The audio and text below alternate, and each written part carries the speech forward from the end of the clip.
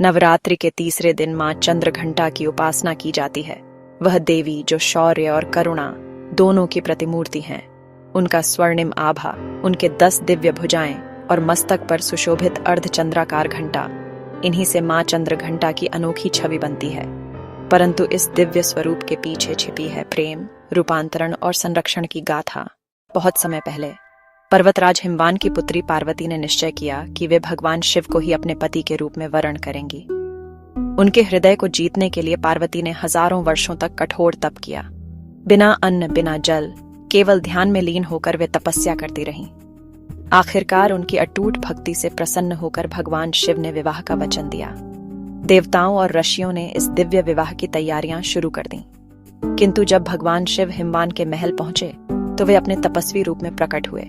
शरीर पर भस्म, गले में सर्प, जटाओं से युक्त और साथ में भूतगणों की बारात। यह दृश्य देखकर पार्वती का परिवार और सभी लोग भयभीत हो उठे। तभी पार्वती ने एक दिव्य स्वरूप धारण किया।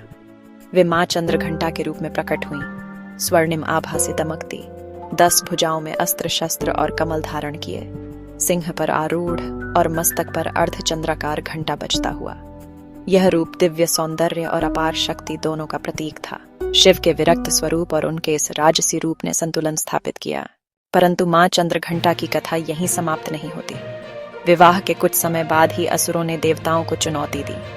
उन्होंने ब्रह्मांड में आतंक फैलाना शुरू किया। देवता भयभीत हो उठे और उन्होंने पार्वती की शरण ली। मां चंद्रघंटा अपने सिंह पर सवार होकर युद्ध भूमि की ओर चली। उनके मस्तक पर सुशोभित अर्धचंद्राकार घंटा गूंज उठा। यह कोई साधारण ध्वनि नहीं थी, यह दिव्य कंपन था जिसने असुरों के हृदय में भय भर दिया। अपने अस्त्र शस्त्र, त्रिशूल, गदा, तलवार और धनुष के साथ मां चंद्रघंटा ने असुरों का संहार किया और संसार में शांति और संतुलन पुनः स्थापित किया। देवताओं ने प्रसन्न होकर उनकी स्तुति की और आशीर्वाद मांगा। मां चंद्रघंटा का स्वरूप गहन प्रतीकवाद से भरा है।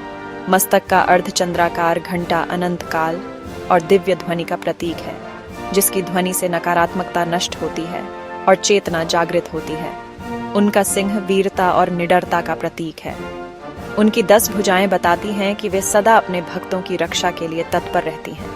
असुरों के लिए वे एक भयानक योद्धा हैं, परंतु भक्तों के लिए वे करुणामयी माता हैं, जो मुस्कान के साथ आशीर्वाद देती हैं। नवरात्रि के तीसरे दिन भक्त मां चंद्रघंटा की उपासना करते हैं। उन्हें लाल फूल, धूप और दूध अर्पित किया जाता है। सफेद तिल और दूध से बने प्रसाद को विशेष रूप से पवित्र माना गया है। कहा जाता है कि उनकी कृपा से भय दूर होता है, आत्मिक शांति मिलती है और साधक को जीवन की कठिनाइयों का सामना करने का साहस प्राप्त होता है। मां चंद्रघंटा की कथा हमें सिखाती है कि शक्ति और करुणा एक साथ चल सकती है। वे हमें सिखाती हैं कि कठिनाइयों के सामने निडर रहना चाहिए और हृदय में हमेशा दया रखनी चाहिए। मां चंद्रघंटा हमें आंतरिक साहस, शांति और हर बाधा को पार करने की शक्ति प्रदान करें। जय मां चंद्रघंटा।